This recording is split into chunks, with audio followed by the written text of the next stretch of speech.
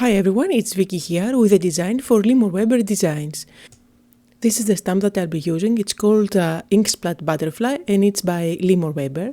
And I have also chosen by Prima a couple of pattern papers. I'm going all over my pattern paper with this powder tool, and this will allow my embossing powder to stick only where it's supposed to. So now I'll go ahead and emboss the butterfly.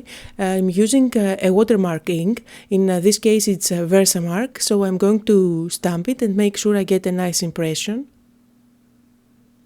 And once that's there, I'm going to apply my embossing powder. The embossing powder that I'm using is called Chateau Rosé, and it's from the Lindy's Stamp Gang collection called Tresic. You'll find all the supplies that I'm using today just below the video, as well as on my blog and on Limor Weber Designs blog.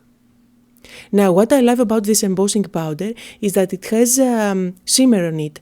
It's not like any regular embossing powder.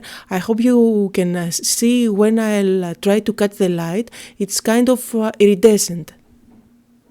And it's actually pale pink.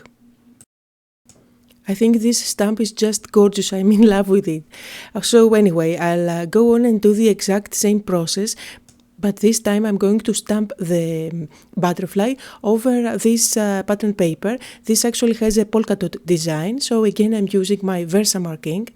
I'm going to make sure I have a nice impression of the butterfly, and then I'm going to apply the same embossing powder and heat set it with my tool.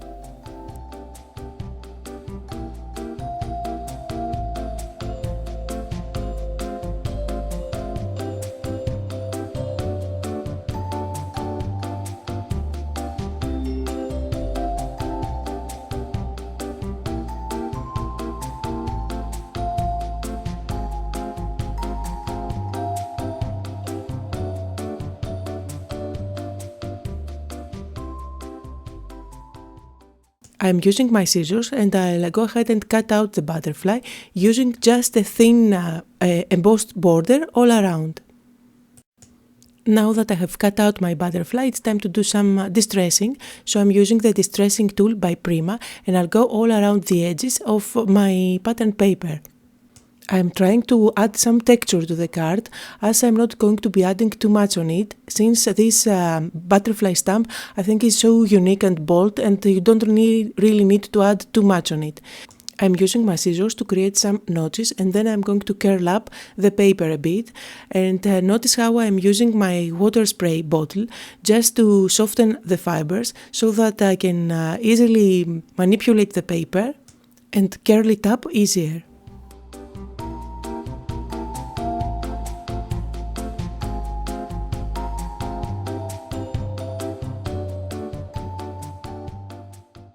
And now it's time to stamp the sentiment. I'll go with the word thanks, and the design is pretty much versatile, so you can create the same design and just add any sentiment you like. It can be a birthday card, a hello card, a friendship card, whatever you want. I'm using tape adhesive at the back and I'm going to stick this main panel over the pink pattern paper panel. That's the same pattern paper as I've used for my butterfly. Notice that both the papers have the same size, so you just see the pink peeking through those distressed edges. And now it's time to stick the butterfly. I'm only going to add some glue at the center of the butterfly, and this will ensure that my butterfly is dimensional.